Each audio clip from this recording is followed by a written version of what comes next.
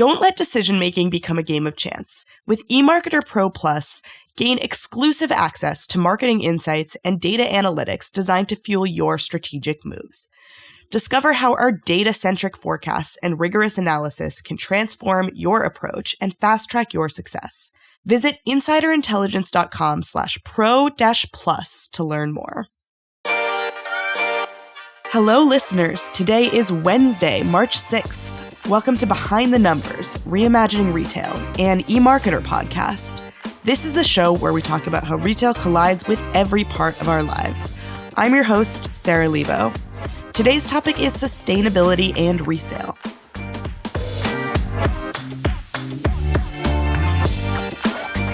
Before we get into that, let's meet today's guests. Joining me for today's episode, we have Reimagining Retail regular VP of Content, Susie David Canyon. Welcome back, Susie. Thanks for having me. Thanks for being here. And also with us is a new guest on the podcast, Chief Business Development Officer at Souls for Souls, Nancy Youssef. Welcome, Nancy. Thank you. So happy to be here. So happy to have you. Okay, let's get started with Free Sample.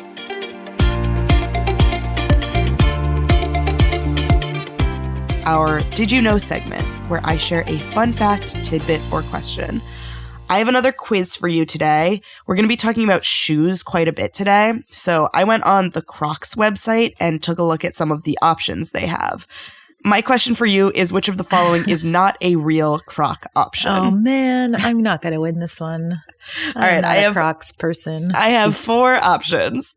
Lucky Charms Crocs, Shrek Crocs, Margaritaville Crocs, and Red Bull Crocs. Those options again are Lucky Charms Crocs, Shrek That's Crocs, my vote. Margaritaville Crocs, and Red Bull Crocs. Margaritaville. Oh, because they're not for kids, huh? Maybe that's better. I don't know. I'm still going with Lucky Charms. Well, Crocs makes shoes for adults. Yeah, they have adult shoes. They have some like really cool platform, all kinds of things. French fries, all kinds like of fuzzy furry ones. Yeah. Yeah. Okay, Lucky Charms Crocs are real. Oh, They come on. are magically delicious, maybe. Shrek Crocs, also real. They have the little like Shrek ears sticking out of them.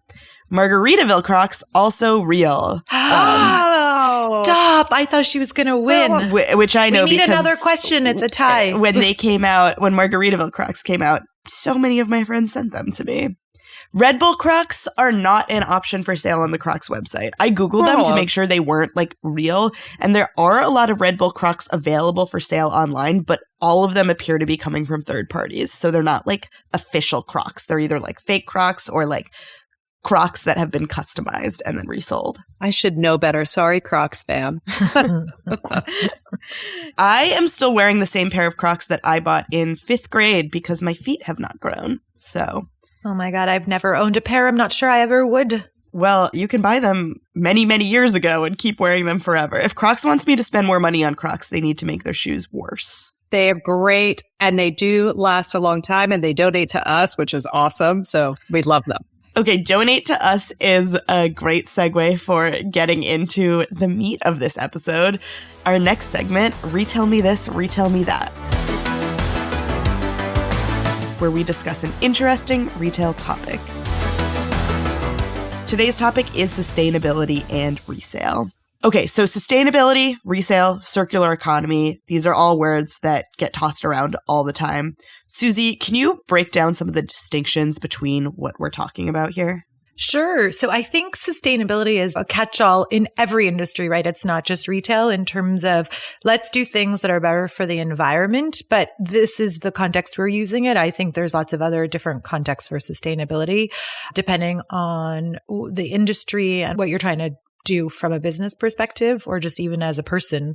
For us in retail, circular economy is the bigger umbrella term, which is really around, and it's across the supply chain and also after to extend the life cycle of the product. And it's really around how do we produce and then consume things in a more sustainable way. And from once the product is made and purchased, it's things like, do we refurbish it? Can we reuse it in a different way? Can we donate it?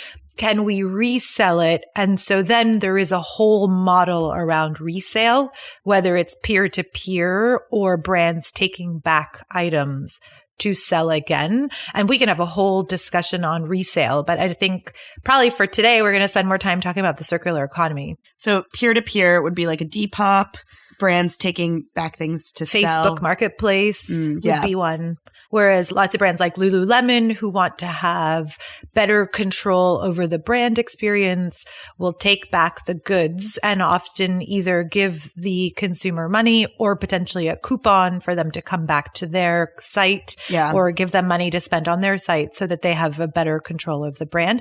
Now, it is really hard to do as a brand. And so there are lots of different tech companies that help with the movement of goods to make resale profitable of sorts. Because if you think about it, it's a lot of onesies, right? So that makes it very hard to manage. What do you mean by onesies? So like when you are merchandising things, you usually have like multiple colors in multiple sizes. And so that is when you have a whole collection. And then when you're doing resale, it's because someone's brought something that and it doesn't have to be in season, right? It could be 3 seasons from now. So it's just these individual things is the onesies. So like a red pair of shoes from Nike from 1985 that Vintage. You're ready to part with and resell. Okay. Yeah. And we've talked about this a lot, like resale as a service and retailers building out their own resale programs. In the US, total resale volume is over $100 billion, according to our forecast. What we haven't talked about as much is the role of nonprofits and other third parties in resale on a global scale. Nancy, can you talk about this a bit? Absolutely. You know, one of the things that's interesting and unique about Souls for Souls in particular as a nonprofit and in this role is we have a pretty unique take on circularity. And what I mean by that is there are millions of people around the world who are really socially and economically excluded from being able to pursue a better life, to have opportunities for work, et cetera. And we are able to create a wider circle of circularity for these folks. So we are taking and providing access to product. So donated goods, you and I might clean out our closet, or a retailer does a take back program in which consumers bring back their old product, clothes, shoes, accessories. We're taking that on, providing it to wider audience where people may not otherwise have access. They're able to buy this product at a nominal cost. They're then bringing it into their countries and their marketplaces, cleaning it up, refurbing it, and reselling it into another marketplace. We also educate and partner with another nonprofit on how do you create a business? How do you create jobs? How do you buy and sell product? And so they're able to then have a better access to a better life. We're creating a cleaner planet. Souls for Souls since 2006, which is when we started, we've diverted 91 million pounds of product out of the landfill. So we're doing our small part to keep a huge piece of this puzzle out of landfills and into people's hands who can create more opportunity for themselves. Well, I think everybody knows how much I love Souls for Souls. So I get very excited about it because it's like multiple things that are happening in this space, right? They are helping save items from going into landfill. So that's sustainability just in its purest way, right? Helping make the planet a better place. But then they're also helping from a circular economy, extend the life of things that we like to call gently loved, not used, gently loved things, right? That then they refurbish and give away at a very small cost to then kickstart the resale part of that, right? So I owned it here in New York, goes through Souls for Souls, through a lot of their different retail partnerships, and then it ends up in Haiti, and then it gets resold to someone else. So I think it's like triple win in some ways. Exactly right. Yeah, I mean, I get that. I get the appeal of Souls for Souls as a business, as a nonprofit that helps create business, that helps keep things out of landfills, that helps get shoes on feet. What I might sound a little cynical about here is that, like, if I'm a retailer, where do I come into play here? Because a lot of retailers over the past few years have been taking over their own resale programs. This is a way that they can protect their own brand, that they can get the profits off of their own products, that they can really own their own name. How do I benefit from working with Souls for Souls and from my products being sold at nominal prices without my control? Absolutely. You know, the resale piece is really just one small part of that circle. And so one of the great things and why our partnerships are so successful is a retailer or a brand wants the full aspect of protecting the planet, which means not everything is resold. There are goods that can't go into resale for whatever the reason is. They're too damaged. They're maybe too new or whatever the situation is. And so we're able to take product back, whether it's new, whether it's used, whether it's excess inventory, damaged goods, whatever the cadence is of where it has been in the life cycle, we can take that back. We can take it into our sorting facilities, process it to say, okay, this could go into donations. This could go into your resale program. This actually has probably truly reached the end of its life and needs to go to another avenue, maybe recycled if it's apparel or polyester, or if it's footwear, there's specific types of recycling it can go into, or finally it could reach, this waste to energy opportunity. So there's different paths for the product's life. And I think where we can be supportive and help and alleviate not only costs internally, because we have donation centers across the United States and the globe. And so we can be closest to source. We can be close to where the product is at people's warehouses. So we can eliminate carbon footprint and not eliminate, but reduce carbon footprint, and also help identify where this product should go.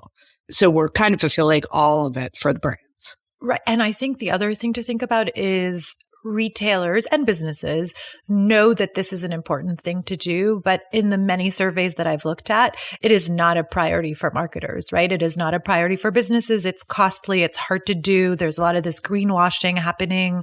So we know it's important. We know we have to do it. Climate change is real, but then it's not at the top of the priority list when it comes to spending money. So companies and brands and nonprofits like Soul for Souls can come in and do that tech sort of supply chain management in a much more efficient way for the retailer so that they're still doing it, but it's just not costing them a lot. From the consumer side, it's the exact opposite. For consumers, this is critical. There was that study that I can't remember whose study it was, but like for Gen Z, it's one of the top 3 I have this in front things. of me, actually. Oh, do you? I have an ICSC and Big Village study in front of me that shows that the environment, climate change, and sustainability is the number 2 value that Gen Z wants from brands and companies where they shop. 47% of them want that, and it's behind only mental health support. Right. And it's not just Gen Z, it's everybody, and it's across all the products. And when we think about sustainability, when it comes to products, it's also things like packaging, how it was made. I mean, there's a lot going on with the word sustainability. So that's why we were just talking about the circular economy component and potentially resale also at the very end of that process for Souls for Souls. But it is really important, right? There are lots and lots of consumers who this is a critical part of their decision making, is how embedded is a brand and a retailer when it comes to doing good for the environment. So Souls for Soul comes in and makes it a little bit cheaper for the retailer. I think it's cost effective, but I also think that there's the opportunity to do good and realize the impact of what you're doing on humanity, the people, right? That's the most critical part. And so we can report back, how much we're increasing household income. We can report back how much product life has extended, or, in our programs where we're putting new athletic shoes on kids experiencing homelessness or that are unhoused in the United States, we can share the number of students that are impacted by these athletic shoes, how their health has improved. There are so many effects of just this used product. It goes into everybody's whole life. Well, and we're talking about retailer strategy. I think that data is where this is critical, because Susie mentioned greenwashing. Just want to make sure we define that term, which is saying that you are acting in the interest of sustainability without actually any proof of that or real action. But that data is vital to really proving that you are acting in the best interest of the climate and of people. And I think it's what Gen Z is looking for. And I also think that you can call this a PR push, but that's not to understate that. I don't know, brands should have good PR and they should try and act in interest of developing that. to the point of the PR, it's about creating awareness, right? It's making people aware there is a problem, right? There's, production, there's all of that, but we're also trying to create a solution or do better with what is existing. And then I would just add to that, it's also, there's the PR component. We're helping from a carbon footprint. We're reducing landfills. So that's the outwardly facing information that if you're cynical and in retail, you would say like, okay, yeah, this is why I have to do this because I can show with real numbers. So it's not greenwashing the impact I'm having. If you're a human brand, then you're also talking about the kids who are doing better in school. So not just about the carbon footprint, but also about the kids doing better in school, the entrepreneur in different parts of the world that are making an income and now able to send their own kids to school because before they weren't able to do it. But if you are purely looking at margin and you're a balance sheet, then you can also say, oh, this is really helping me because it is streamlining my supply chain on the back end after the products have been made and not sold so that I can get it into the right hands. So it's like a chain reaction. That's right. I think that if you're cynical and in retail could be the tagline for this podcast. You do mention the supply chain though, Susie. Nancy, can you talk about like what those like last mile and supply chain efforts include when it comes to sustainability? Absolutely. In our world and not dissimilar to the retail world, we're always trying to create the smallest path possible to where the product's located, right? So we're, because of our locations, because of our ability to be nationwide, we're able to take product either from stores directly. So there are some brands that work with us and they're just shipping it directly from the store to the most local warehouse or consolidating. So they're reverse logistics, right? So they're bringing their product back to their own warehouse and then shipping it again to the closest source to them. And we're then taking it out closest. So if product is coming into the Americas, unless it has other restrictions, it'll generally stay in the region. If we're bringing product into Europe, for example, same thing, stay there, Asia, et cetera, and what have you. And so we're trying to be closest to source to really support that and to minimize cost of logistics. It's our number one cost. It's probably the number one cost for most retailers, right? Is that logistics piece. And so we're constantly trying to reiterate and understand, okay, how can we minimize that cost? We have one of our major brands, retailers that we work with that was consolidating all their shipments, sending it to one location.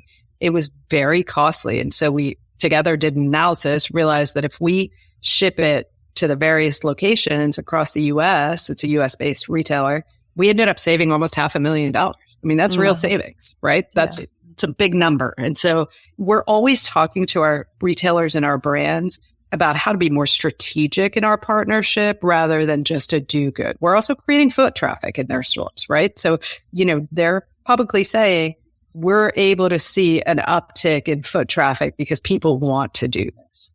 The last thing I want to talk about here is like kind of a shift in gears. We mentioned Facebook Marketplace earlier. I think of Facebook Marketplace as the place where I bought my bookshelf that's kind of broken, but still works. Nancy, what you said earlier to us is that Facebook Marketplace has a huge role in resale in emerging markets. So what is that? What's the role of digital marketplaces in these emergent markets? Yeah, digital markets are growing unbelievably. Where you would imagine, right? You think about a Haiti, you think about a Honduras, a Guatemala, in your mind, you're sort of like, yeah, it's definitely sort of street level vendors. They're all hanging out there with the shoes and the clothes, and maybe there's a cow hanging next to it, whatever, but it really is, it's digital now, right? You talked about Gen Z, you talked about the younger generation. I mean, everybody has a phone, everybody more or less has access one way or another to internet and Wi-Fi. And so they're putting this product up on Facebook Marketplace or WhatsApp, right? WhatsApp is a big communication tool. So they're just uploading pictures and people are coming and buying it in that way. Like you would have picked up your broken shelf, right? same thing. It's very cool to see how it's shifting, right? And how every country is moving online in some way, shape, or form. And then it makes it easier, right? It's harder in one way because it's all onesies. But if you think about your Facebook experience, it's very different, or WhatsApp experience, it's very different than going to Lululemon's website. And that's okay too, right? It's totally fine. It is just showing what is available for purchase in the size that is, and hopefully it fits for you and you make the purchase. Yeah, I mean, our forecasts show that more than half of the world is mobile internet users. Obviously, that leaves around half of the world, 48%-ish, that are not. There are definitely still, I guess, unconnected spots, but like more than half are. So people are online almost everywhere. Absolutely. And they know brands and they want brands. I mean, that's also part of this story is, our entrepreneurs are very excited about the top brands or, and everything else.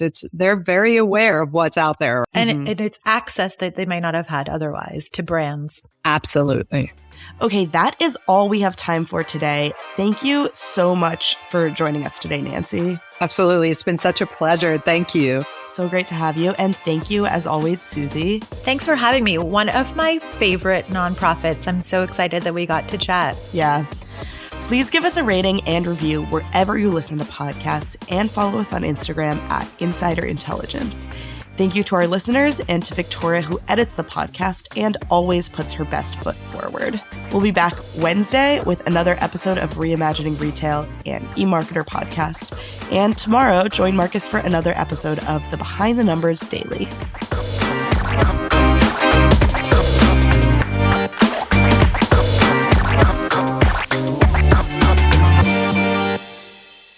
Join Insider Intelligence at the 2024 Commerce Next Growth Show on June 11th through 13th in the heart of commerce, New York City. Speakers for this year's show include execs from J.Crew, Estée Lauder, and Tapestry. Connect with us at the show while learning from over 150 industry-leading speakers across more than 60 sessions covering omni-channel marketing, consumer acquisition, loyalty, and more. Scaled retailers and brands get free admission. Go to commercenext.com/conference and use code INSIDER to register for your complimentary ticket today. We hope to see you there. Check out the link in the show notes to learn more.